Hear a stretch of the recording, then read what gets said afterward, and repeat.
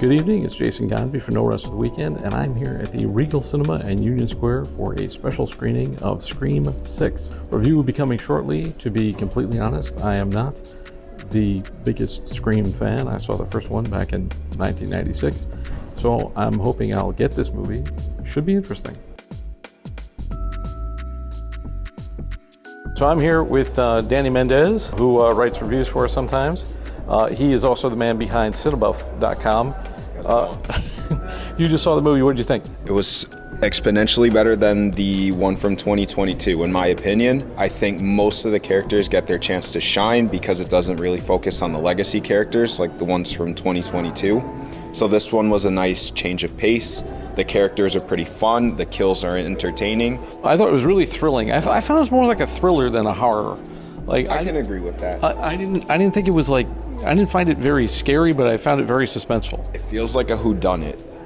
Right, which is something that the Scream franchise has always done. Mm-hmm. Now, I'm not the most familiar person with the Scream franchise. Can you give us a little background? Basically, the first one, high school girl Sidney Prescott, one of her friends is murdered, and they think that she might be linked to it because she has a past history of her mom being mentally unstable, her father accused of being a killer as well. So then, basically, the franchise centers around her from 1, 2, and 3. It's Sidney Prescott's movie. From then on, it's about entirely new characters. There's no Sidney Prescott in this movie at all. She was in the previous one, but for a brief moment. Now, this is a non-spoiler review, non-spoiler reaction. We can't say anything. Would you recommend this one? Absolutely. I think this one's a lot of fun, especially if you're in a packed theater like the one we were just in. You're going to get a lot out of it. We had a lot of Scream fans. Yes, a lot of Scream fans. You'll have people clapping. They recognize certain characters. It's fun, especially if you're a Scream fan. You'll really enjoy it. Yeah, we had some nice appearances from some of the legacy characters in this one. It is fun. You know, my main problem with Scream is it possible to be too meta? You know, like this movie is so... This one is really meta. I like the first one because it's meta, but it's not so in your face about it. The last one and this one, I think it's a little too meta for its own... It tries to be in on the joke, but it just feels... These people know they're in a horror movie. Yeah, exactly. I like it when it's not going too hard on that. I feel like my biggest problem too is like when this grisly murder happens and somebody's best friend or their lover or something like that, and then 5 minutes later they're making jokes about it. Yeah, it lacks that sort of the stakes, I guess. And then when something bad happens, there's a joke. It feels like a Marvel movie, I think, very modern, where there's always a joke. Nothing's really taken seriously. Yeah, something bad happens, undercut it with a joke. Mm-hmm. Exactly. Right. Yeah. I mean, if you're a Scream fan, I would recommend it. I think it was a lot of fun. Good performances all the way around. Great performances. I agree with that. Even though you mentioned the dialogue is a little clunky in places. Yeah. It's clunky. Script itself too, very convenient in some points. Yeah. Like, well, how did that person end up here? And especially when you see the ending, you'll know it was. Right, we can't give anything away. By the way, shout out and thanks to the good people at Brooklyn Horror Film Festival who gave us the passes to come here to the special screening. It was a lot of fun though. I think that I haven't kept up with the franchise. The other thing I like that they did was that I felt like, for me, who hadn't seen anything but the first one, they did a good job of recapping everything so that you could come in. It's easy to follow along. Yeah. Good, solid beginning. I think the beginning with the, it's got a typical Scream beginning. Can't give anything away. But it's got some great twists and turns, and it's a lot of fun. I had a great time. I can't complain. I like thrillers like this very early in the year, when you don't get the big blockbusters and you get something like this. It's a nice evening at the movies. All right, so that's all from the sneak preview of Scream 6. Look for more content at NoRestForTheWeekendPodcast.com and follow us on social at NoRestForTheWeekend. And follow Dan at TheCinebuff.com. All right, thanks. Good night. I thought Scream 6 was quite entertaining. There are some genuinely suspenseful sequences in it, but I will say there are a number of plot contrivances that may leave you scratching your head. You might wonder how who got to be where. There are also instances of people being violently stabbed multiple times only to be seemingly unaffected and able to run around later. In one instance, one of our young heroes is nearly gutted by Ghostface, but is still able to crawl across a ladder between apartment buildings. Another character is stabbed countless times and manages to somehow live in the end. It's shocking when it happens and you say to yourself, oh, I can't believe they killed that guy, but then he lives, which completely undermines the suspense. It feels like people can be stabbed or shot and not die depending on their level of importance to the franchise. Also, our main characters are all young and gorgeous and pretty much remain that way after being stabbed and narrowly surviving harrowing experiences. All these things take me out of the movie. It's like not only do the paramedics arrive at the end, but also the hair and makeup team showed up. All in all, this is a turn your brain off popcorn film. I did have a good time, especially having seen the film with a bunch of Scream fans. If you don't feel like you need to see this one in the theater, definitely catch it on streaming. You don't have to have seen all the films, but you may want to have checked out the previous film just so you get introduced to this new group of characters. I will say it was refreshing to see a real rated R movie in a theater. There's gruesome violence and foul language. It's not watered down PG-13 violence. And I think a lot of films who are going for this type of impact could benefit from that. As for the future of the franchise, I don't know where they go at this point. The ending gets pretty ridiculous, so I'm not sure how much more over the top or meta things can get. But rest assured, it'll be interesting to see what they do in Scream 7. I enjoyed this movie. I enjoyed living with Chucky. I'm a sucker for behind the scenes documentary stuff. I like you, not Child's Play fans, but of course we remember those movies existed. We remember the character. It just wasn't in my lexicon. But I thought the documentary had some great interviews. She talked to Don Mancini, who created the whole saga, Brad Dourif, the voice of Chucky, Jennifer Tilly, the bride of Chucky, Billy Boyd, who was the seed of Chucky, and then we had people like Marlon Wayans, John Waters, and Abigail Breslin. Now, I learned a lot about the franchise and the people who made it. It takes you right through the Chucky saga. So we start with film 1 in 1988, and we go all the way up to present day. And the last act of the film is where Gardner finally appears, and you see her actually talking to these people that she's interviewing. So she talks to her dad, she talks to the producer, and we really get a sense of their relationship, and we get her take on it, like her experience growing up with Chucky. So she is the daughter of Tony Gardner, who did the effects for the films. And so this has been a part of her life. So it's really interesting. I definitely would say it's quite sweet. My one criticism would be that the plot lines aren't interwoven. So we hear about the Chucky franchise and then she comes into the film. I would have much rather that she came into the film earlier when her father started working on the movies so that we could see her grow up with the films as they progressed. And instead of now, it's almost like two movies.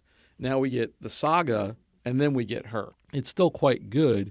And I would definitely say that if you're a Chucky fan, if you're a horror fan, this is a love letter to those movies and a great guide. It's almost like a companion piece to the series. It's something of a historical document. If you're a behind-the-scenes nut or a horror fan, definitely recommend it. Highly recommend it. It's a must-see. It's Jason Godbey for No Rest for the Weekend, here with Danny Mendes, once again from theCinebuff.com. We have seen another horror movie together, The Last Voyage of the Demeter, which comes out August 11th. So, Danny, for those who are unfamiliar, tell them what it's about. So basically, it is a Dracula film. It's an excerpt from one of the logs in the book about the voyage of the Demeter, the crew members in the ship, and ultimately what happened aboard it. I was curious to see the film. We actually reported about it. We did an episode that was kind of highlighting horror movies that came out this year and that were going to come out. And my biggest curiosity was, all right, so it's one chapter. It's like, it's a very short part of the Bram Stoker's Dracula novel. How are they going to make it? How is that a movie? Yeah. I was thinking the same thing, and my curiosity was that, plus the curiosity of the fact that I do like vampire movies. I'm a fan of, I like Francis Ford Coppola's Dracula, and even then it mentions the Demeter as well in that movie. In the book, I think it's just the captain's log. Okay. So I think all of these characters are kind of invented for the movie. And I like the characters. I like the look of the film. It had that gothic horror film horror feel to it, that's one of my, I don't watch a lot of horror movies, but that is one thing I do like. And I'm a big Dracula fan. I loved Bram Stoker's Dracula. I remember seeing that movie in the theater. And I thought this was an interesting take on that and the character. I like Liam Cunningham a lot. I like all the actors. I think there's some really good performances in the film. I do like some. I don't think all the characters necessarily get all their time to develop in a way that I thought would have made for a stronger film, maybe a more dramatically potent film. Yeah, even though it's 2 hours, it moves really fast. It does. I think in my opinion, it takes a while in the first act to, move along. But once the introduction of Dracula and everything that's going on aboard the ship starts to, happen, I think it starts to really pick up steam and gets really interesting. Yeah, I liked the characters. I liked everybody in it. I thought the performances were solid. I thought the writing was good. Didn't seem like, how horror movies can have that cheesy, clunky writing sometimes. I thought the dialogue and everything was good. There was something a little bit missing, and it's hard. We've just seen it. We literally just came out. We're still in the theater, so it's hard to kind of put your finger on what that is. But we were talking just before we rolled that it reminded both of us of Alien. Alien, and I would say The Thing too, just because it's a group of, I guess you could say, blue-collar workers in a ship. Isolated. Isolated, exactly. It has that real claustrophobia feel to it, which I really dug. Yeah, and I really liked all the stuff with the ship. Like, I thought the ship looked really real. Mm-hmm. I couldn't tell what was practical and what was effects. Right. I thought all of the effects looked great. I thought the creature looked great. Great creature design. Yep, yeah. I agree. One thing, though, did you see the trailer for this? Yeah. Anytime I went to a movie theater, they would show the trailer, and it got my curiosity, so. I only wish they hadn't revealed the creature design in the trailer. I agree, and I also think they should have. Honestly, it would have been so much more fun if they just slowly showed bits and pieces of the creature throughout the movie until you get a big reveal, maybe near not the end, but in the middle. They sort of did that. It was a slower creature reveal, but it didn't seem to have the impact they wanted it to have. Exactly. I hate to say this about a movie, but I felt like all the ingredients were there, but something didn't quite gel for me. I feel like they wanted it to have a bigger, better impact than it ended up having. Like, there were big dramatic moments with, the kills and so forth, but I think they wanted the deaths to have more impact. Which I think would have worked with maybe stronger writing of the characters. I like the actors. I think they're good with the stuff that they're given. I just don't think the characters themselves in the film really, just like in Alien with Ripley and all the supporting characters, I think they all each have their own distinct personalities, and I didn't quite get that from this film. Do you think maybe there's a 2.5 hour or 3 hour cut of this movie, and they cut out some of the character development? I would hope so, and if so, I'd like to see that cut. Me too, because you've got really good actors, you got solid writing, but, maybe there's a studio note somewhere and said, hey guys, this has got to be a 2 hour movie. You can't do this, we can't do 2.5 or 3 hours. But, maybe there is more to it, because I noticed that. So, basically the movie is divided up into day and night, and of course, the Dracula is a vampire and he's nocturnal. Everything happens at night, and then the daytime is more character stuff. But the daytime stuff, those days went really fast. Yes. I think it's to make, because I guess they're trying to get to the real meat of the story, which is basically what everybody's there for. They're just to watch Dracula kill. I think you have a better movie if we spend more more time. time, I agree. Absolutely. And maybe that's what it's missing. Maybe those daytime scenes at one point were more fleshed out and we had more character development. I agree. But they sort of zip along, I mean, the movie moves. It's 2 hours, but it's paced quickly. very quickly. I agree. I also like the stuff in the beginning of the movie, the setup, where you have the gypsies who are bringing the crates of earth to the ship, and I felt like that seemed all really real. I love the production design, cinematography was great. Like Cinematography was actually really good.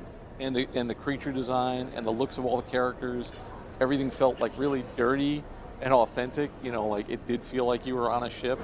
I just think that it was a little bit. It's hard to put your finger on, but the ingredients. But maybe we're onto something. Maybe there is like a longer cut of this movie with more character development, which would have made this movie. I think it would have made it from what I classify essentially as a mid-decent genre movie into something that could have been maybe a horror classic in the future. Who knows? I don't want to hyperbolize or anything like that, but there's a possibility. It's hard to tell. You know, it's hard to. Also, we've just seen it, so this is just our like initial gut reaction to the movie.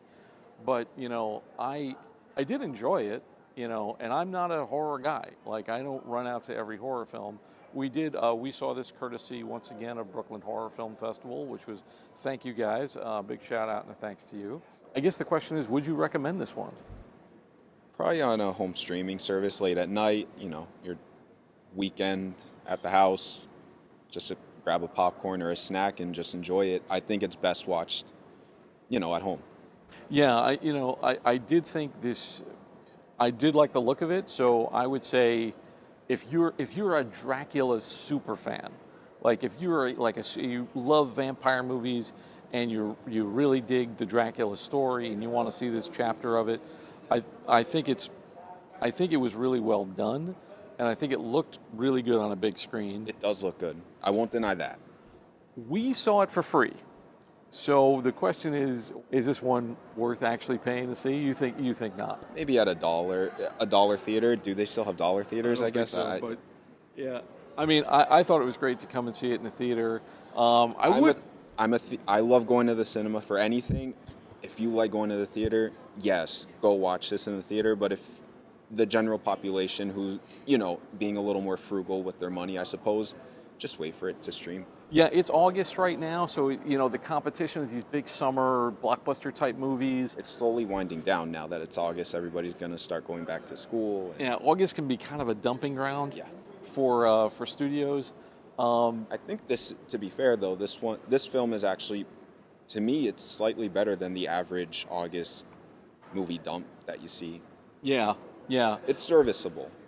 Yeah, I think it's a good film. It's solid. There's a lot of good stuff in there.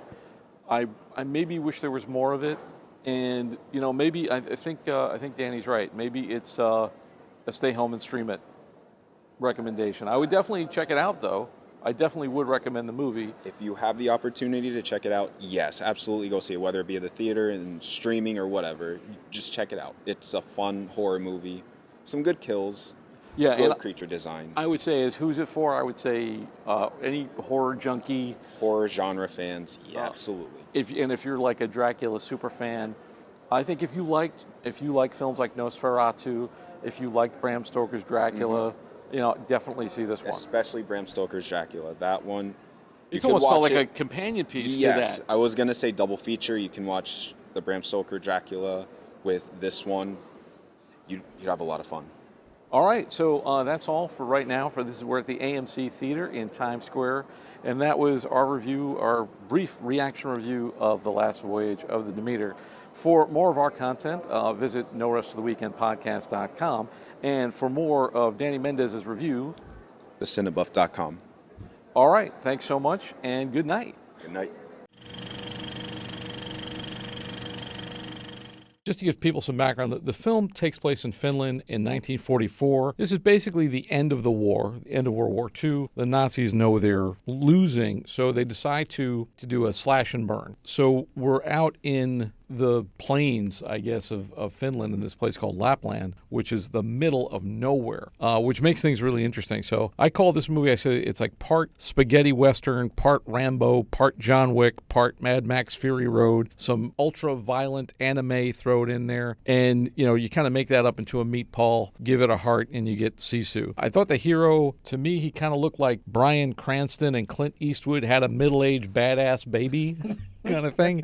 And he's so like rugged. He looks like he eats shrapnel for breakfast. There's so much action and carnage in this thing. It's a perfect movie if you want to see some Nazis get, exploded. Where its strength lies, it's incredibly simple. It's very straightforward. There are no subplots. It's like a galloping horse running in one direction. It occasionally does stop to breathe, so that, our hero can pull some bullets and shrapnel out of himself. It's a game of this hide and seek, but because of the barren terrain, there's like no place to hide. One of the movies that the director referenced that was a big inspiration to him was Rambo: First Blood. But in that movie, he's like in a forest, so he's got places to go and hide, and he has the advantage. But in this, it's like you've got tanks and a whole company of Nazis coming after you, and there's nowhere to go, which I thought just gave it not only a great plot element, but also gave it a beautiful look. I noticed that a lot of the scenes looked like they were shot at sunset, so they shot during golden and magic hour. We saw it at the Dolby 88, which has a great sound system. The sound design of this movie is tremendous. You hear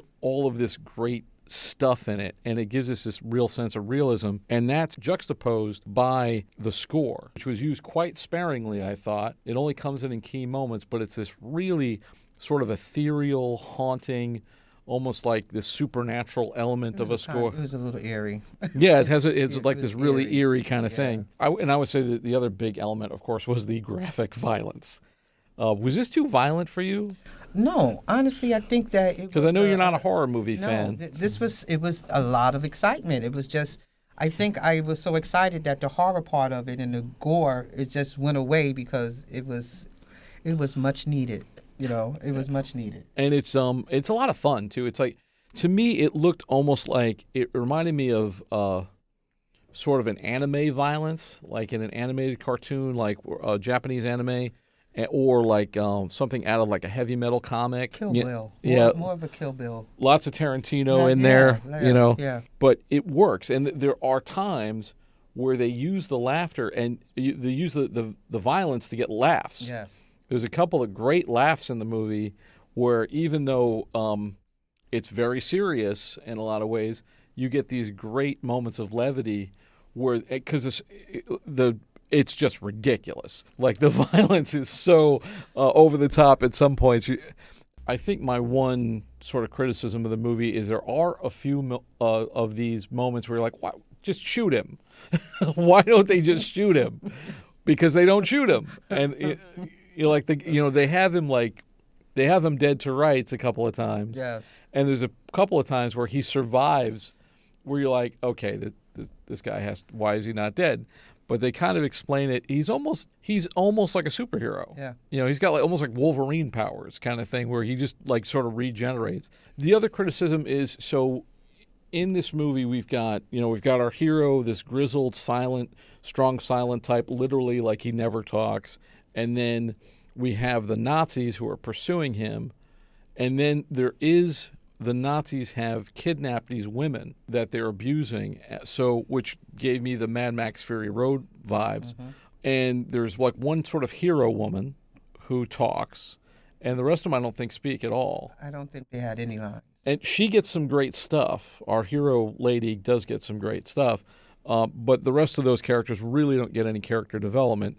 They do a lot visually, though, where you do kind of see what's happened to them. Like you can tell by the way they react, you can tell by the way they look, and you can also, see it in their attitude. There's a lot of good silent acting. Yes. Actually, the most lines are the Nazis. The Nazis actually, they're bad guys, but and they're very bad guys. Like, you think? Yeah, these are not your comic, Nazis. These are not Mel Brooks Nazis. He was heartless. These are, we're going to burn everything down, kill everybody. Kidnap some women and rape them Nazis. Yes. But they do get some decent development. There's a point in the story where you're like, well, why are they doing this? Like, this guy is, he's killed a bunch of their guys, and why are they? But it's like, well, the war's ending. Mm-hmm. We don't really have a lot of options. Let's get this guy's gold. Yeah. Yeah. The main standout is our hero, played by an actor called Yorma Tamila. And he's like I said, literally the strong silent type, even though he doesn't really say anything in the film. He's doing so much because not only with his presence, but the stuff that they say about him, has a lot. And he's got this big dilemma. So he's got 500 and something miles to go to a city, and everything in between the middle of nowhere where he's prospecting and where he needs to get to is just nothingness. I don't know exactly where they shot it because I don't know Finland geography, but they did have some great, from what sets they did have some great stuff, like these burnt down towns and things like that. And some really great special effects, great over-the-top stunts. One question is, I would say, like, who is this movie for? I always ask, like, if you recommend a movie, who is it for? I would say not for the faint of heart. If you can't laugh at ridiculous violence, then this, like, if you take this too seriously, it's not going to be for you, because the action is very strong. It's over the top. And, I even asked him about the rating, and this is a hard R. Mm-hmm. There's no sex in the movie. There's no real nudity or anything, except for, I think you see that guy naked, but no, he was half. He put on his suspenders. Right. It was just to make you know what was happening to the girls in the truck. Right. So you never see any of that stuff. Right. You don't see it. it. The main part of it is the violence. Yes. So if you can't deal with violence, this is not for you. If you are, I find it almost refreshing now to see a real rated R movie in a theater, because everything is like PG-13 now. Yes. But so if you like action, if you don't mind violence, if you can laugh when it gets utterly ridiculous and suspend your disbelief, highly recommend the movie.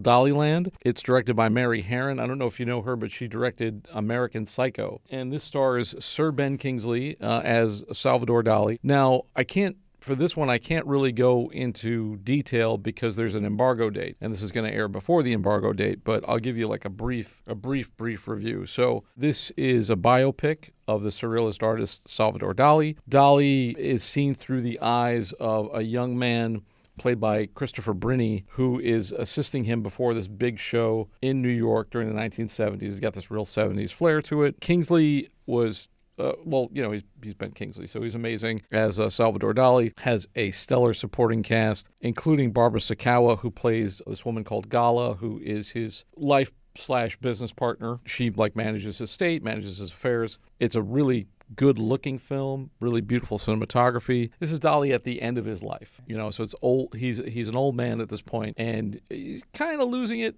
here and there. Can't go into too many details. All I can say is I definitely recommend it, especially if you're into artist biopics. Dollyland will open in theaters here June 6th. Showing Up, starring Michelle Williams, directed by Kelly Reinhardt, I think is how you say her name. They have worked together before. It's sort of a dramedy about this woman. She's a sculptor. She kind of works at this artist commune kind of place, and she's gearing up for an art show.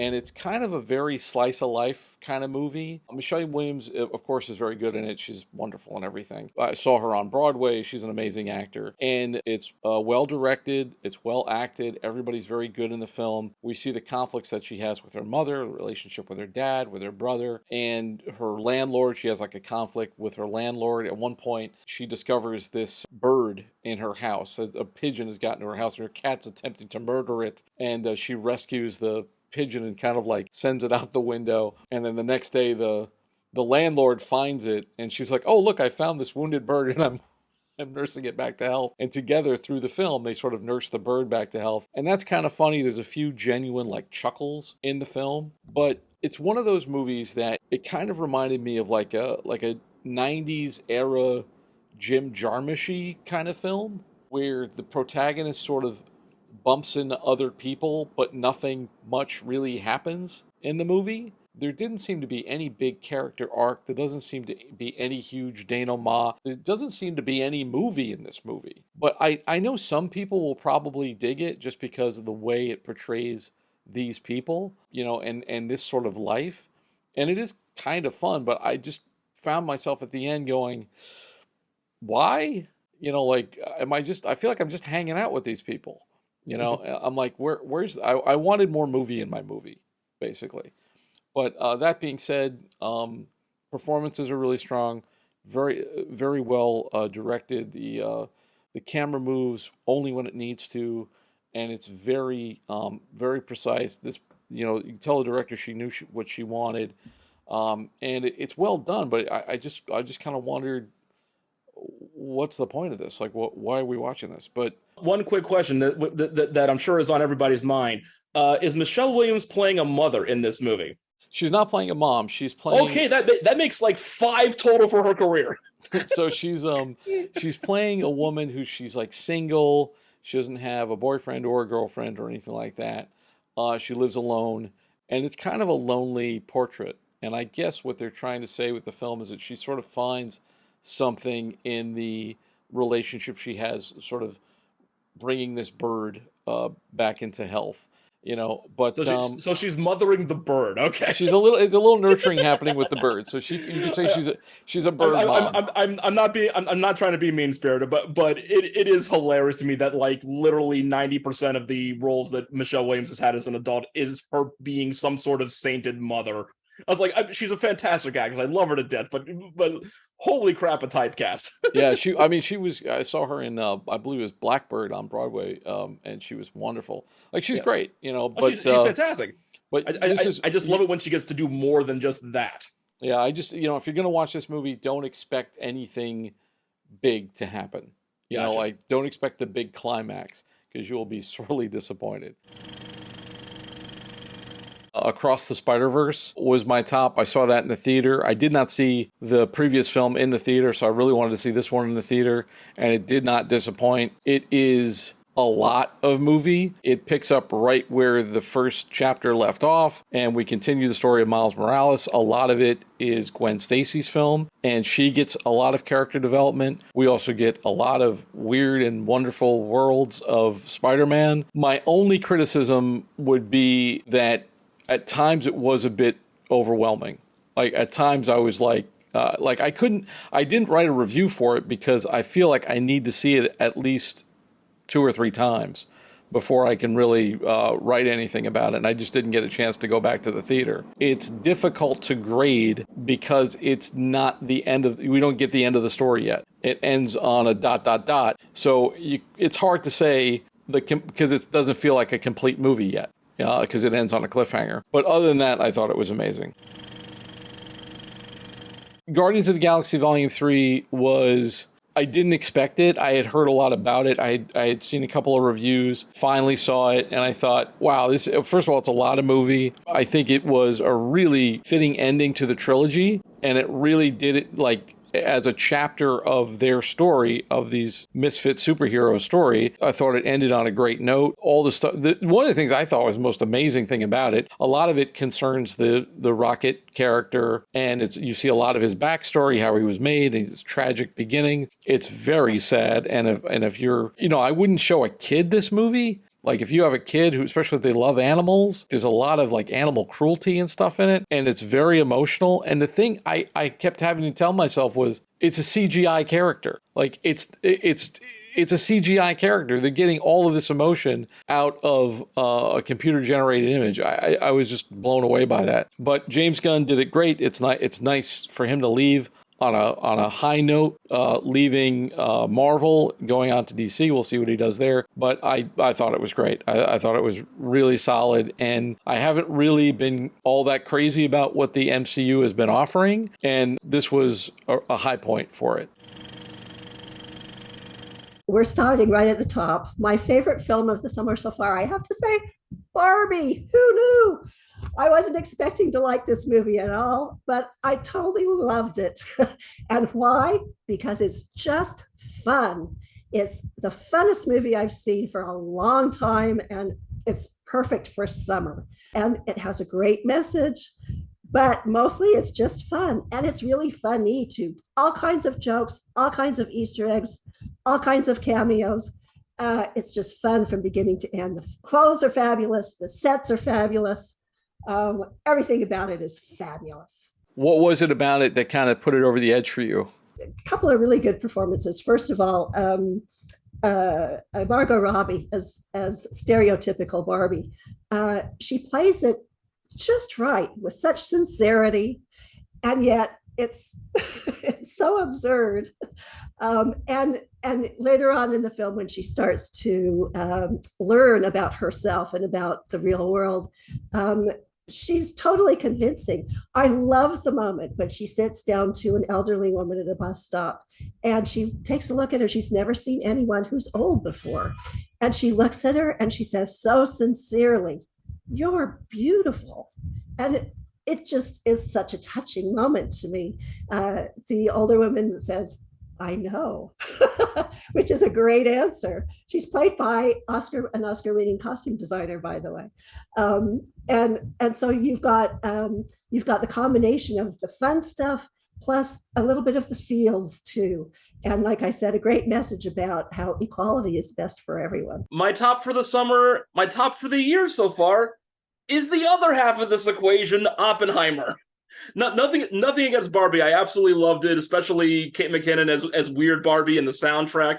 Really good stuff there. Lots of fun. But Oppenheimer is the first true Best Picture contender I've seen so far this year. Nolan's cinematic eye has never been better. Cillian Murphy's performance is nomination worthy, as is Robert Downey Jr.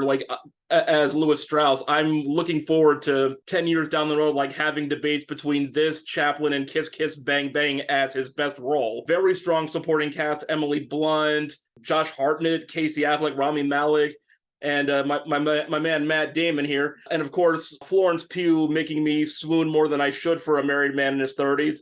But I'm a single guy in my 40s, so it's okay. The plot structure is really strong, and this is what Nolan, this is his stock and trade of just kind of messing with timelines. The way he basically splits the story up into two parts, one being in color for everything leading up to the bomb, and then one in black and white for everything that happens after it. It's a really great visual metaphor of the promise of scientific discovery and study and exploration, and then the black and white, very binary consequences once the trigger is pulled. It's absolutely masterful. There's not a single element that rings false. I didn't even get the least bit bored with this being a 3-hour movie. I mean, I guess mild spoiler, they detonate the bomb 2 hours in. I'm thinking, what are they going to do for the last hour of this? And they filled it brilliantly. Not once did it drag.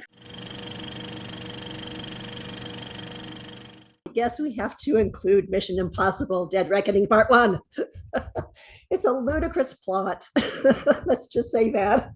But the action sequences, the stunts, the car chase, which isn't only a great car chase, but is also humorous. It's a summer popcorn movie. What can you say? Haley Atwell is a nice addition. She does a good job. Like I said, the plot is kind of ludicrous. It's an AI creature almost. It's a program which has become so smart that it's become self-aware and is starting to take over programs of everything in the world and will control the world. And the only thing that can stop it is a physical key. Now, why a physical key would be needed to stop what's essentially a computer program, I don't know. But that's the MacGuffin. That's what sets them all off chasing all over the world to find the key. So whatever. But anyway, the stunts are great. When I saw that the plot was like a rogue AI, I was like, oh, this is obviously written by a Writers Guild writer. But then we have Talk to Me, A24 horror movie from Australia, directed by twin brothers Danny and Michael Philippou. They run a YouTube channel basically about horror and comedy. And this is one of the more disturbing horror films I've seen in recent memory. Like it's up there with Get Out as far as the actual quality of the writing and the idea of using an inherently flimsy horror device to tell a much more important story. It's like Get Out used this idea of, brain transplants basically to tell a story about Black erasure. Talk to Me uses literally a mummified hand that you play with like a Ouija board, and talk to ghosts, basically as a sheen to talk about mental health and suicide and crippling loneliness. It's amazing what this young cast of no names, like literally Miranda Otto from Lord of the Rings plays one of the characters' mothers, and she's the only recognizable name in that cast. How they basically treat this ability to speak to the dead as a designer drug. Elements of peer pressure and coping mechanisms, it all flows together so well. And then just for good measure, because you're talking a budget of about $4 million here, the Philippou brothers use some really strong makeup, practical effects, and camera techniques to really shock you with the scares when they come. The opening sequence alone, as this brilliant one take, it sets the tone for everything because it shows off their filmmaking skills and finds a way to just drop your jaw when it finally hits its crescendo. Everything in the movie is meant to live up to that, and it does. My next movie that neither of you have mentioned yet is Asteroid City, which is the Wes Anderson movie. Now, he's an acquired taste, I admit, but if you like Wes Anderson, you'll love this movie. I think this was much better than his last one. But he uses the device again of a story within a story within a story. It was a little confusing, I know, to some people in the audience that I saw it with, but if you manage to keep it straight, it's fine. And really, you have to look beneath all of the very square camera shots and everything to realize that this is really a movie about grief. The main character, Jason Schwartzman's character, his wife has just died. And although he's not overt in his grief, the grief is there. The grief is there with his children, who he hasn't told yet. The grief is there in other characters for other things. And so it makes a nice counterpoint to all of the bright colors and everything. It's a movie that you have to think about a little bit, but it's also fun. It has funny moments and fun moments, and just totally absorbing. I loved it. And cameos by everybody. Now, did you see French Dispatch? Yes. The one I thought that movie felt like he was sort of parodying himself a little bit. It went almost a little bit too far, and that's why I liked this one better. This one harkens back in feeling a little bit more to some of the earlier ones. So while he used some of the same device of, like he did in French Dispatch, of the story within the story within the story type thing, it was more appealing, much more appealing. Next for me, basically my, in essence, hidden gem movie for the summer, Theater Camp. Absolute joy, especially for someone like me who was a theater nerd in high school. This is hopefully just going to be your, little movie that could just absolute delight. Based on a short film that Molly Gordon and Nick Lieberman, Ben Platt, all these, well-known theater film comedy people have done. They did the short a few years ago. They adapted it into a feature length. Really stellar cast of both adults and children, kind of parodying the manic nature of theater as an art form and as a hobby. But it's also this kind of fun story about, these are kids. This is the one opportunity they have to basically own the spotlight and be in the majority as their own selves for once, rather than, potentially being ostracized or left in the corner. And they make the most of it. As one of the characters says, these are theater kids. They turn cardboard into gold. And the way this mockumentary style, in the best traditions of Christopher Guest, does is basically like show over the course of 4 weeks in almost slapstick funny fashion how these kids can pull it all together, how the adults are more childish than the children. Absolutely just everything a kid like me who was, part of this group would have wanted. And again, absolutely fun cast. Like I said, Molly Gordon, Ben Platt, Patty Harrison, she's absolutely great. Amy Sedaris has a fun small role. Alan Kim from Minari, he was the littlest one in Minari. He's in this movie as an aspiring agent. So he spends the whole camp experience on the phone trying to book gigs for the other campers. It's just so twisted. I love it. I also loved Theater Camp. And I hope it finds an audience, because I'm afraid that the audience may be a little limited due to the nature of all the in-jokes in the movie. But it is great fun. And I have to admit, brought a tear to my eye at the end. No tear stick needed. I'm just going to say, the song. How did it work? It worked. How did it work? I don't know how it worked. Terrible. The lyrics were terrible. It was so awful, but it was perfect.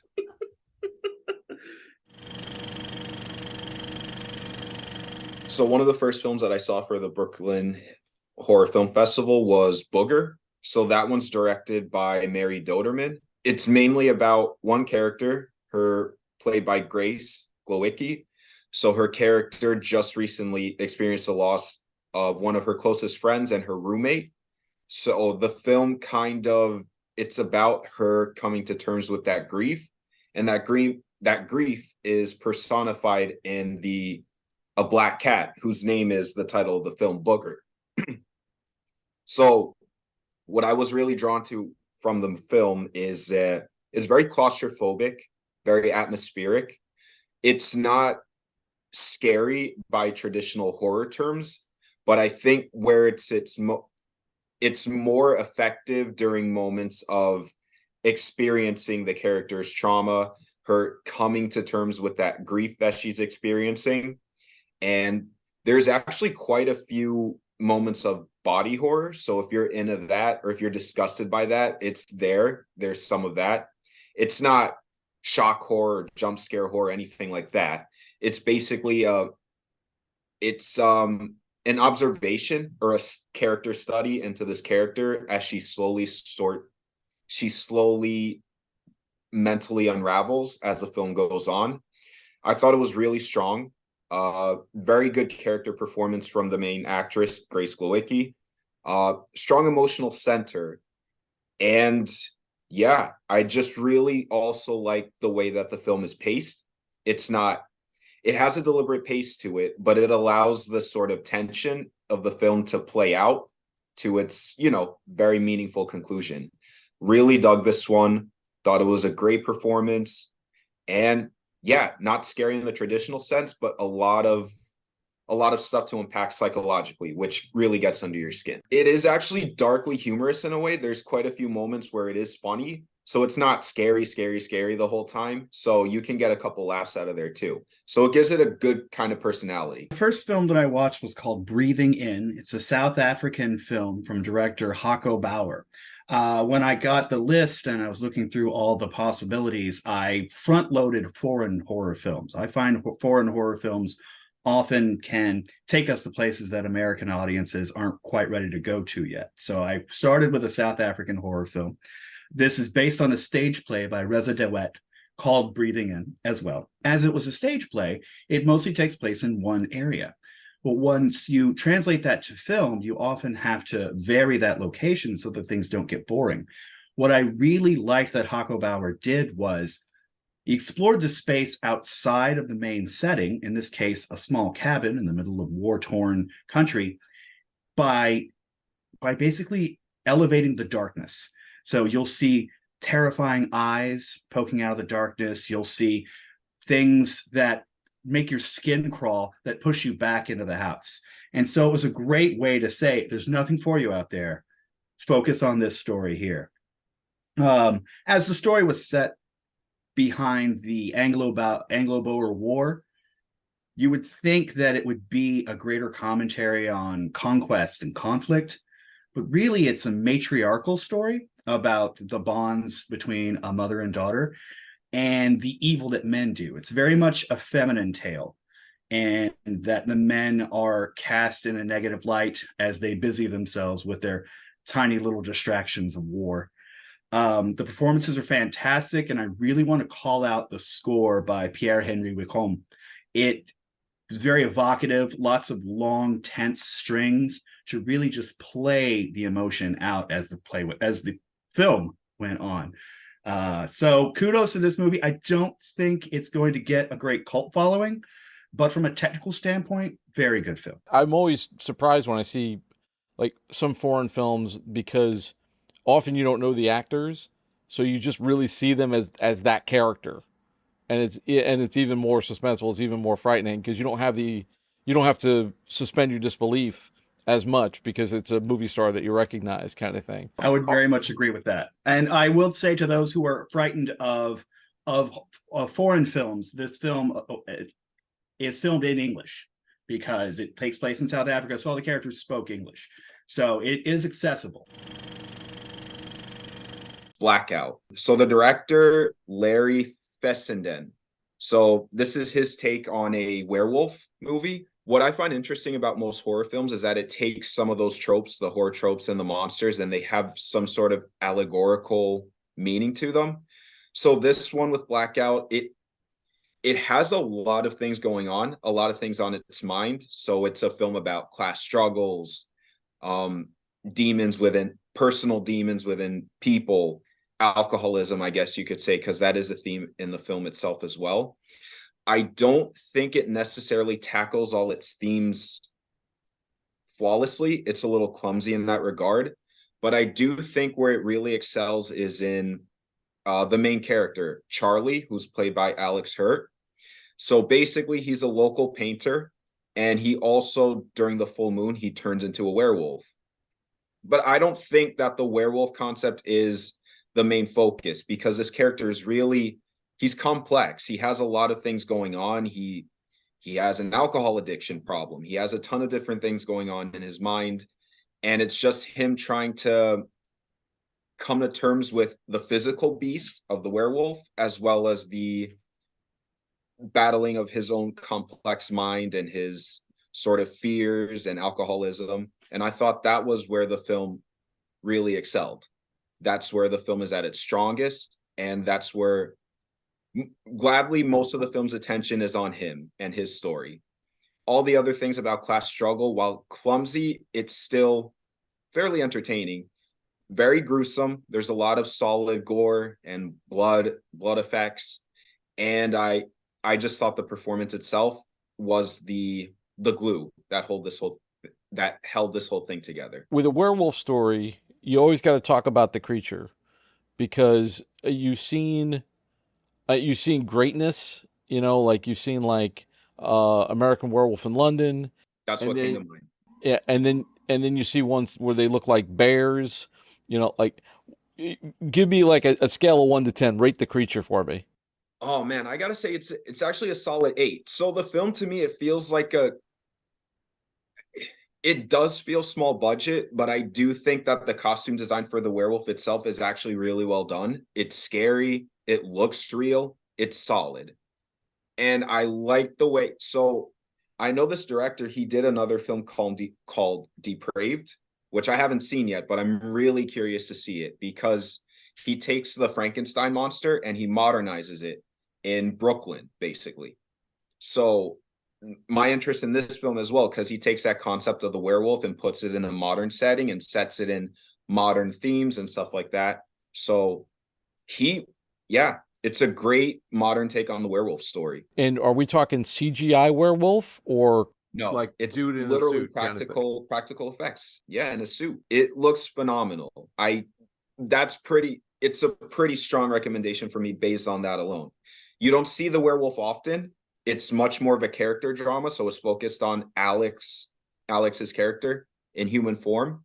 But when the werewolf does come out, it's actually pretty terrifying, and it looks great. I actually just saw someone talk about the werewolf movie that Benicio del Toro was in about 10 years ago, and that sort of being like an underrated movie. And lots of people have attempted it. Most of them fail. And then when you see like bad CGI werewolf, it's just, like the acting could be top notch, and that just ruins the film. But I think people are getting back to the guy in a suit type of thing. It just looks better. Yeah, I remember we saw Last Voyage of the Demeter. Yeah.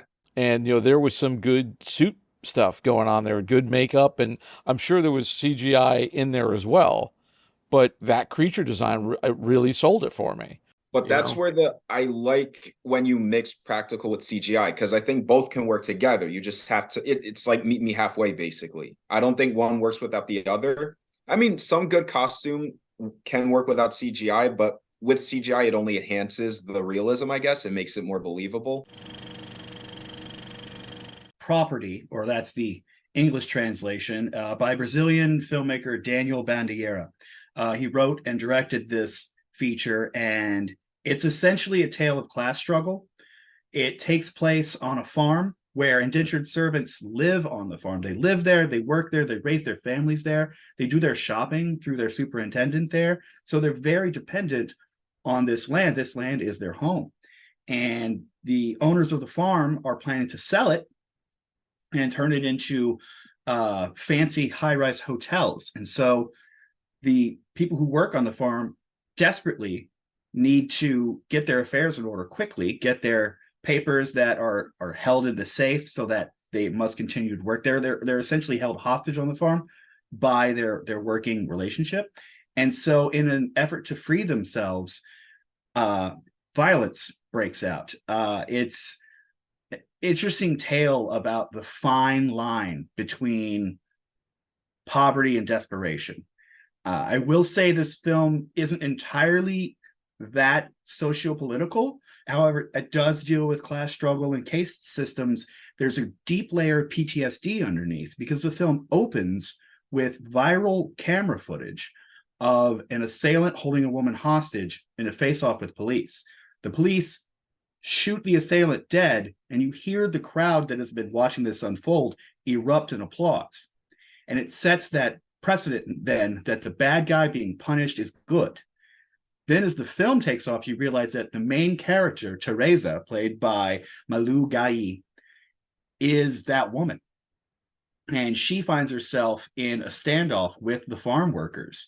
And what's interesting about the film is that no one begins the film as evil, but no one ends the film as good. It's very bleak. It's very brutal. I think people who like that heavy socio-political message, who like that tension, and who like that bleak brutality in their horror films will really flock to this one. It was technically superior, and I think it's going to get a lot of horror fans talking. Okay, I got questions. So, wait, you said there's like does this place take place now? It does take place in the current time. In fact, the vehicle that they're in appears to be... So most of the film takes place, Teresa barricades herself inside an armored SUV that the family has purchased because of their affluence. Her husband, Walter, played by Carlos Amarin, is clearly infatuated with his own wealth and uses it as an armor around him, both metaphysically and literally, in the sense that he buys this armored SUV.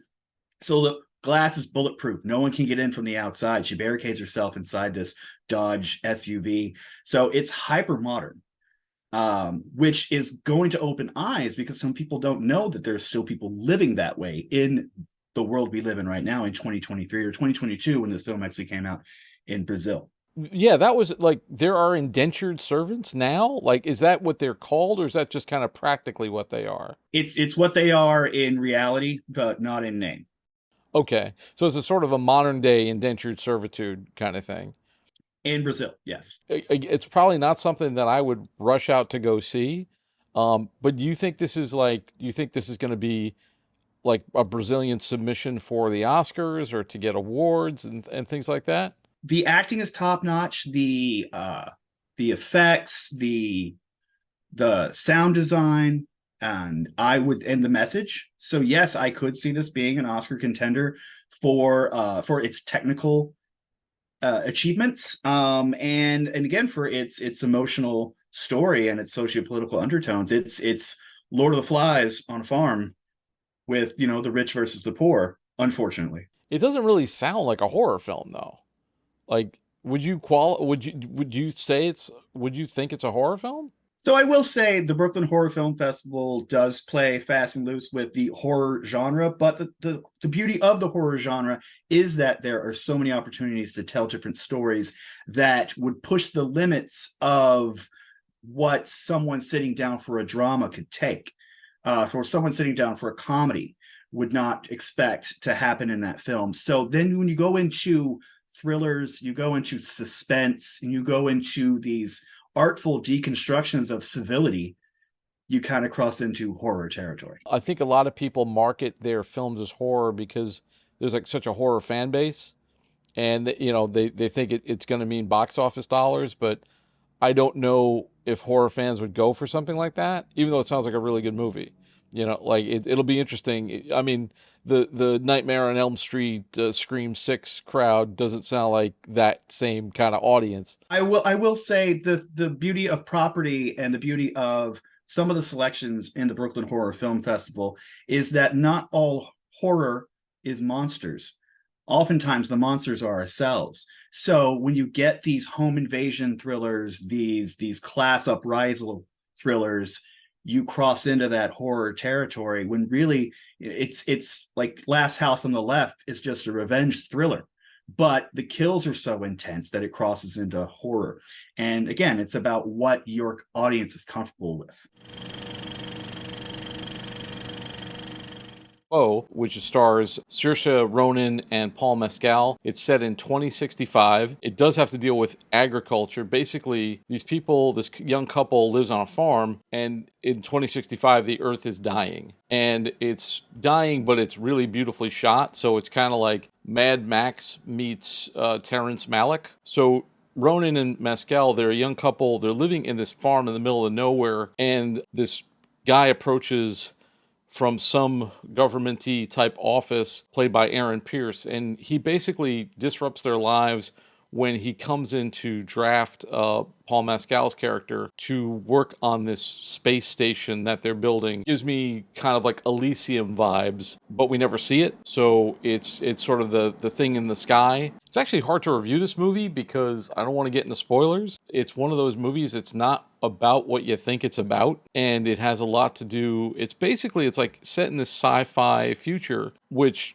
seems very plausible, scarily enough, but it's really a character-driven drama. Like all good sci-fi, it really kind of is about exploring human relationships, human nature, explores the nature of love, explores the nature of commitment. I thought it was really interesting. I don't know how well this picture is going to do in terms of like box office and stuff, but because there's there's a name in it that will get some sort of release, but really strong acting, very strong writing, really well shot, well directed. Garth Davis is the director, and I'm kind of curious actually to see what this does. But at worst, it's kind of a long episode of like a Black Mirror, but it's really it's like an indie sci-fi picture.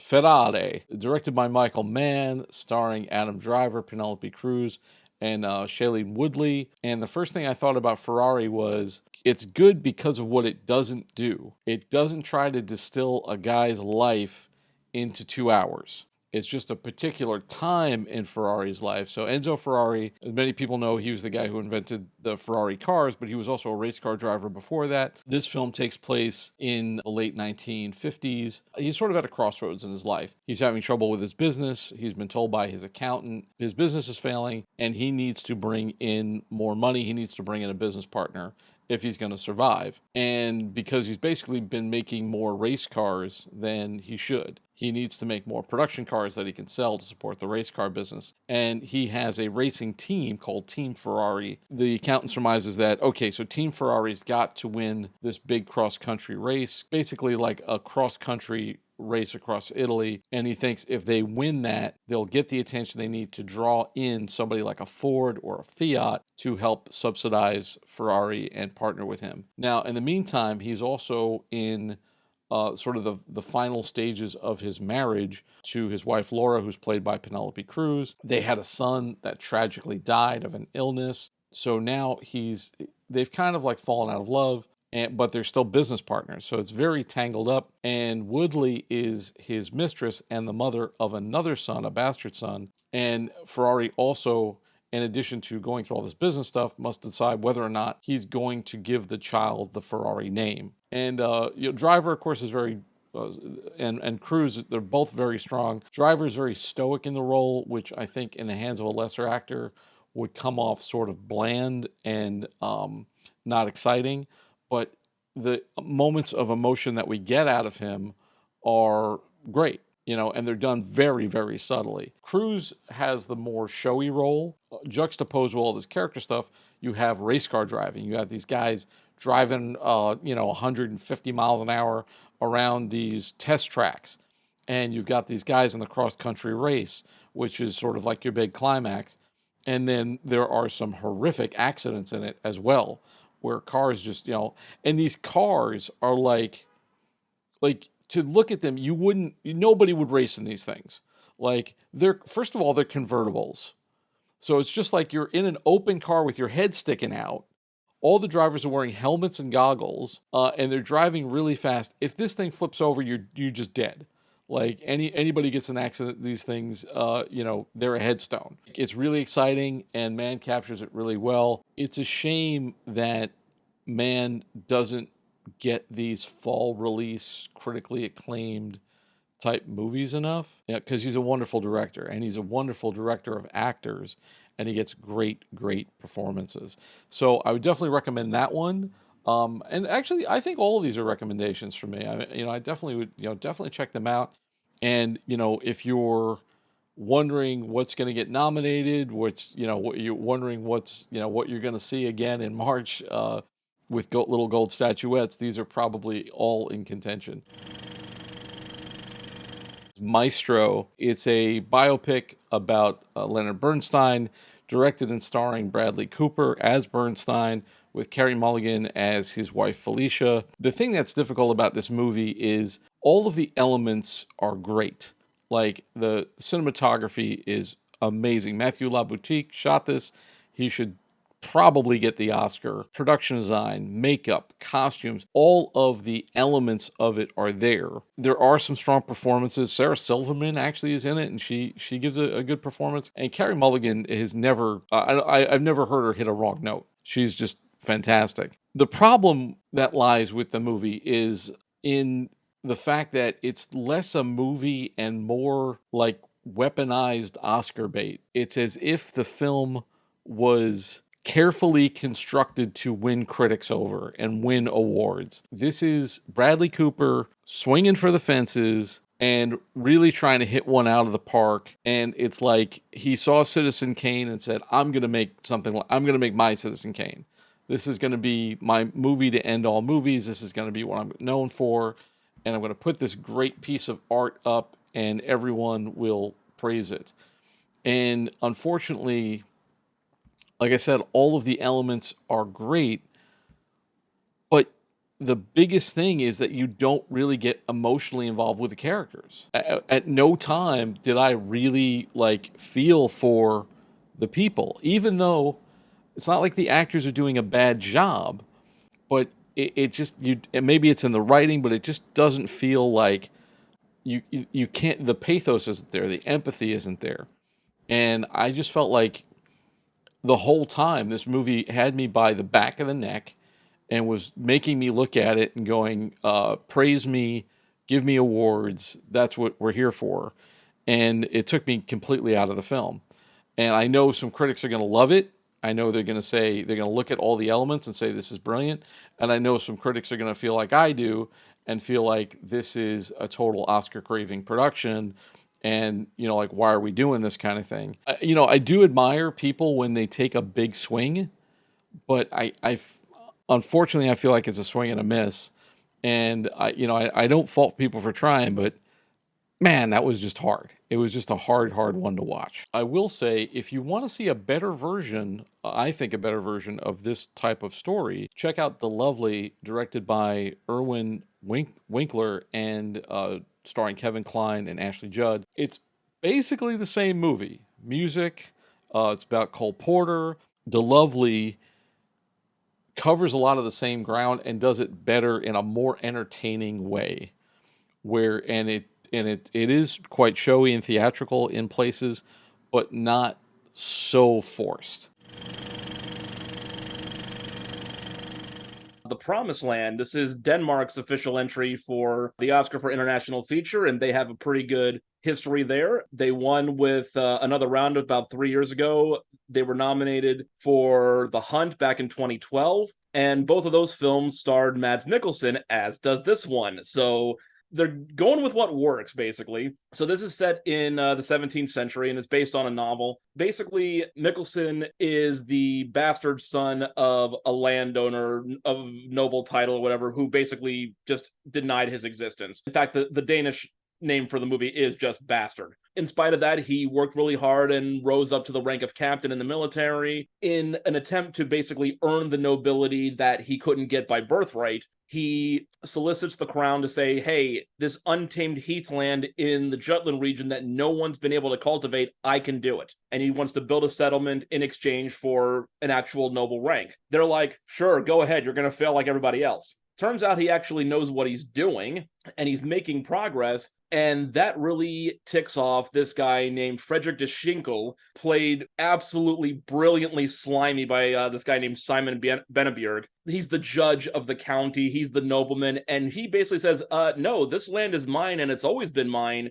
I don't care what the government says. I own everything, and you work for me. The back and forth they have of the class warfare, basically, as de Schinkel tries to assert and dominate through property and wealth rather than any kind of actual legal authority, makes for a really great dynamic. And then you have some really fun side stories about, love affairs. There's a bit where Mikkelsen's character is in love with the woman who's engaged to de Schinkel, but she hates him. So it's like, hey, here's another nobleman I can marry if he gets his title. This is a way out for me. You also have the more salt of the earth Anne Barbara, who she was what they call a tenant worker, but it's basically a slave. She and her husband worked for de Schinkel and fled because he was a cruel master. End up working for Mikkelsen. The husband dies, so now she becomes an option because she's the one willing to actually put forth the work to have any kind of social mobility. And then the third way through this is you have these nomadic people that are called the Tatars or the Tartars. They call them Tatars in the film, but basically Turkic nomads who live in the woods, and they're not allowed to work. But basically Mikkelsen ends up adopting one of them. There's this whole overarching message of,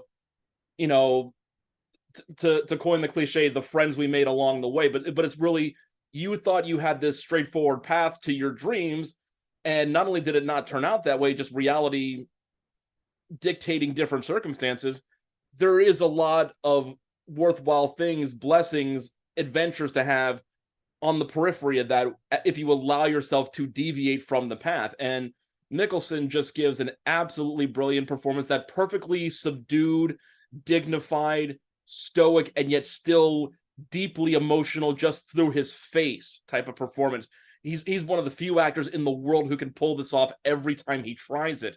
And he does it again brilliantly here. I would not be surprised if Denmark hears its name called again, either with the shortlist or the nominations when it's all said and done. They really, again, they're just doing what works. Like, give me a film, give me Mads Mikkelsen, ? Profit.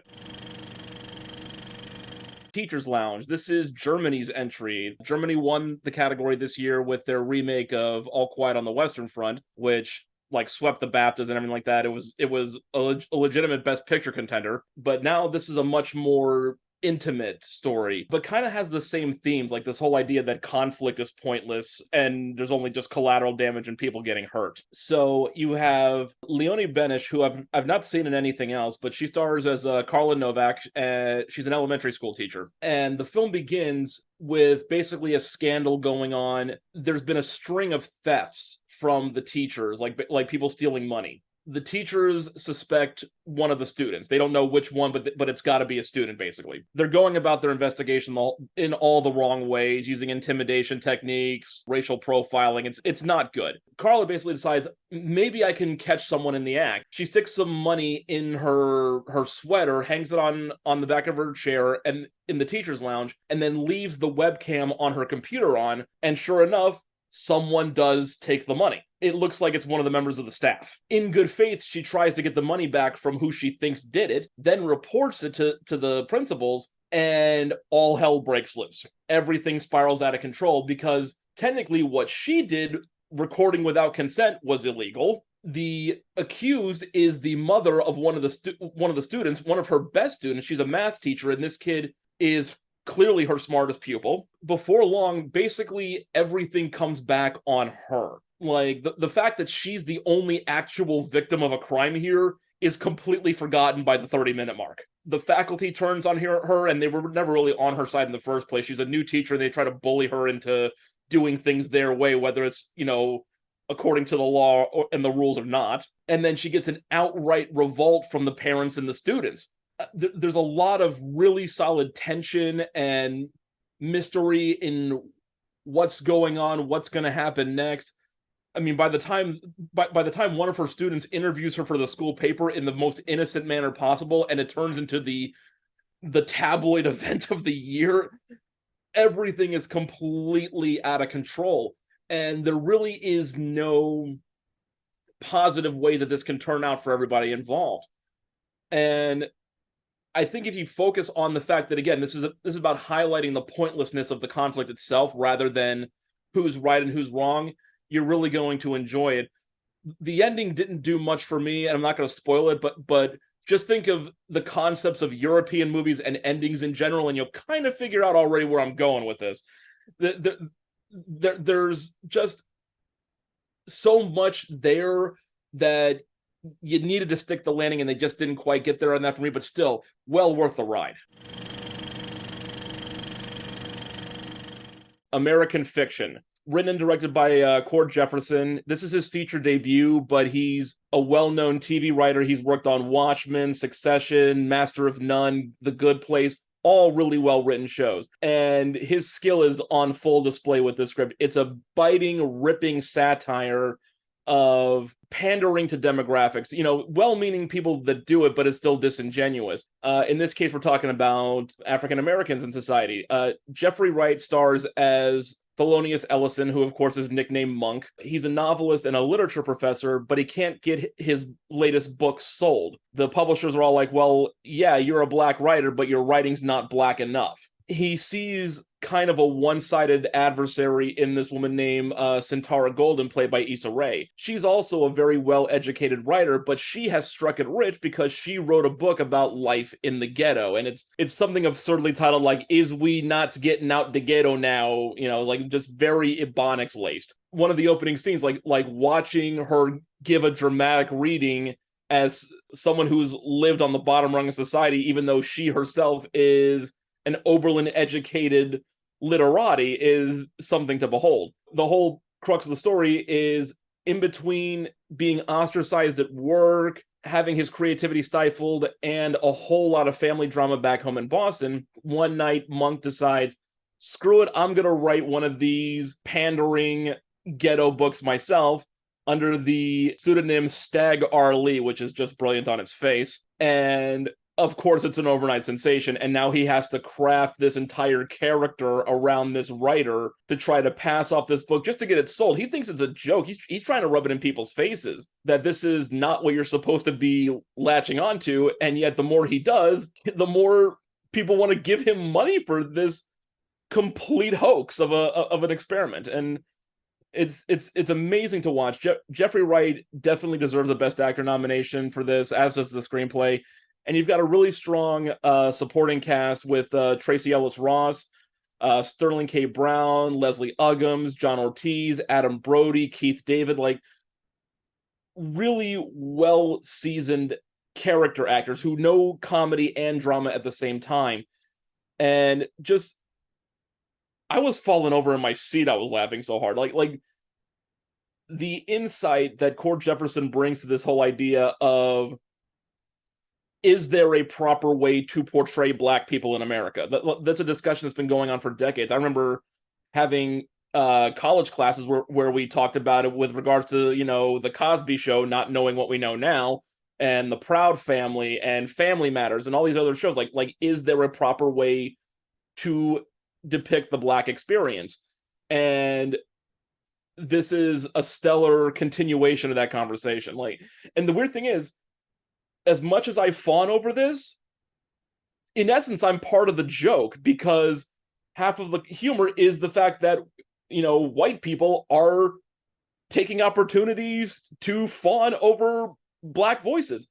For me, it's because I appreciate the humor. I'm not trying to say something for the sake of optics or political correctness, as the characters in the film do, but I can easily appreciate the fact that this very joke can be spun on me right now, and I'm totally good with it. I'm in on it. Sure. Yeah, it's interesting. I mean, it sounds almost like familiar territory from something like Bamboozled, Spike Lee's Bamboozled.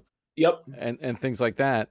You mentioned you think that Jeffrey Wright might get an Oscar nomination, but is this film releasing this year or next year? It is still on the schedule as far as I'm aware. It's coming out in December. Fingers crossed that holds. because that's not always been the case. But as far as I'm aware, it's still going to come out on I believe December 22nd or December December 15th is the qualifying run. Then it'll expand the week after. It was originally supposed to come out first week of November, but it was pushed, so it's possible the strikes could, crash it again. I sincerely hope not, because this is, again, a great screenplay, great performances, worthy of consideration. And I can, especially with the field now permanently expanded to 10, I can see a backdoor Best Picture nomination here. The Peasants. This is Poland's submission for international feature, and it's done by Hugh and DK Welchman. This is the same creative team that did Loving Vincent back in 2017, one of the best animated films ever made as far as I'm concerned. And this movie is kind of done in a similar style. They filmed it as if it was a live action film with the actors on camera and everything. And then artists from 4 different countries created tens of thousands of oil paintings in the style of Polish artists of the 20th century to make up the frames for what is the final film. And then you have a different set of animators come in and clean it all up and make sure it all edits together. It's gorgeous. Like, eye-poppingly gorgeous. I mean, when I saw, promotional stills for this, I thought it was a live-action movie, like maybe with a slight filter on the lens, just for effect, like more saturated colors or something like that. It wasn't until I got in the seat and Hugh and DK Welchman come on the screen to describe it, bringing some of the oil paintings with them. It's like, oh wow, we're doing this again. We're doing a second Loving Vincent, this time in Polish. And in the 6 intervening years, the skill has gone up a level to the point where the way the secondary animators kind of blend everything together and create these little brush strokes all along the periphery and the background, it creates a false depth of field. So there are moments when it almost looks 3D, which is insane. That's the artistic side of it. From the narrative and story side, this is based on a Polish novel of the same title called The Peasants, which Welchman showed it to us in the theater. It's about as thick as War and Peace, but it won the Nobel Prize, and it's kind of like standard curriculum for Polish high school students. Like it's that ingrained in society now. And what it is, it's about a woman named Yagna, who is the object of affection for basically every young man in her small farming village at the turn of the 20th century. She eventually is, for all intents and purposes, sold into marriage to this old man named Bornya, who's an older widower, but he's also the richest and most influential man in the town. There's this really cool running ceremony where basically, if a man gives you a shot of vodka and you drink it, that's a marriage proposal. Like that's for a society of potato farmers, that's weirdly apropos. And then the story takes place over the course of the year. It's divided up into the 4 seasons. And it becomes more and more this searing portrait of misogyny and groupthink, because this beautiful young woman who wants to have, a romantic and sexual identity of her own is eventually turned into a pariah and the scapegoat for all the town's problems because she dares have sex. So it's weirdly poignant for this day and age. It really shouldn't be, but it is. And again, the performances of these actors comes through the animation in ways you just wouldn't expect. Like with Loving Vincent, a lot of the cast, like Saoirse Ronan and all them, they were basically picked because they looked like the subjects of Van Gogh's paintings. Here we just have a really strong cast that's animated around, and again, they could convince you that it's real, that it's just a filter over a live film. It's that strong. But this is animation, right? It's not motion capture or something like that. It's fully animated. Like I said, they filmed as if they filmed live action, and then the cells, the frames of the live action were then converted into painting. Like basically, you hand an artist, a second worth of film, and it's their job to then create 24 paintings to match it. This must have taken forever to make, right? Over the course of about 4 years, yeah. I And they actually had to suspend production temporarily because one of their animation houses was in Ukraine at the start of the Russian invasion. So they had to evacuate all those people, have them start working in Poland, and then once it was safe to return, get them back home and start the process up all over again. Like they had some real world setbacks with this, but God, it's just so beautiful.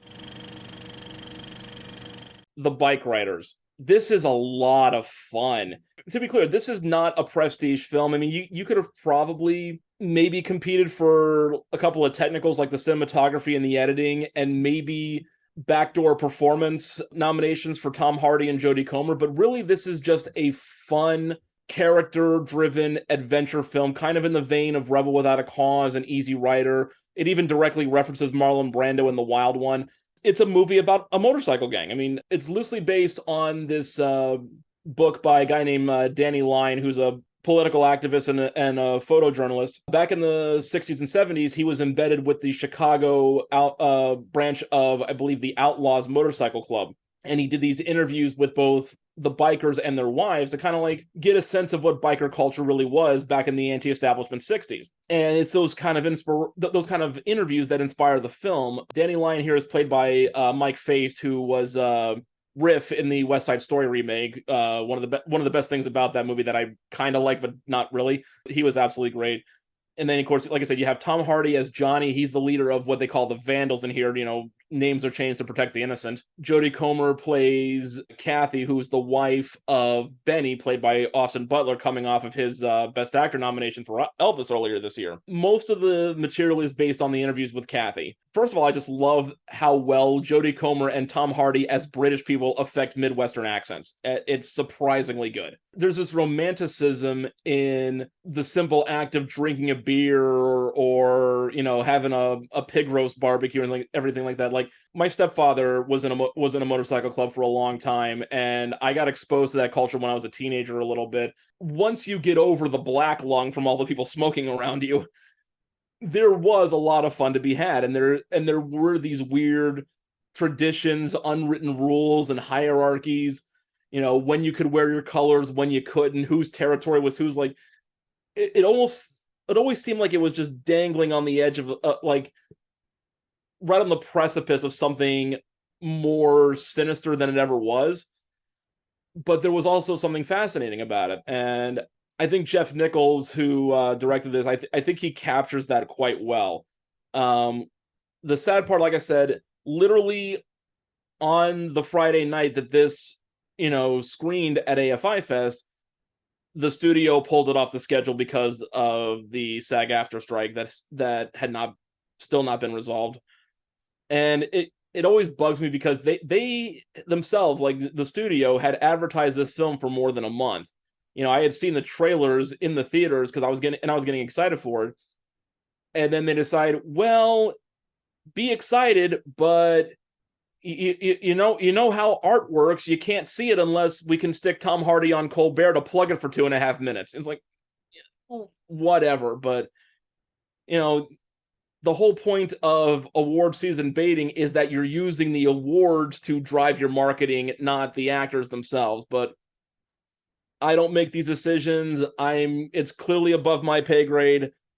But hopefully the strike gets resolved and it gets either put back on the schedule for December like it was originally planned, or not buried in the studio dumping ground of January and February next year. Like, because again, it's not the greatest thing that's ever, you know, been made, but there's just something to be said for a good solid popcorn movie that comes out in the fall. Like, we see so many of them in the summer, but this is cinematic comfort food, and it's really well done in that respect. Like, you have a really good supporting cast with like Michael Shannon and a few others. Like, I just sat there for 2 hours completely just turning my brain off and enjoying myself. And especially when you're doing so many films over the course of 5 days, you need that palate cleanser sometimes.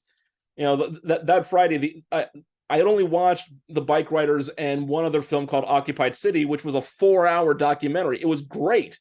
It was really well done, don't get me wrong. But after 4 hours, I needed to flush out my brain, and the Bikeriders was perfect for that.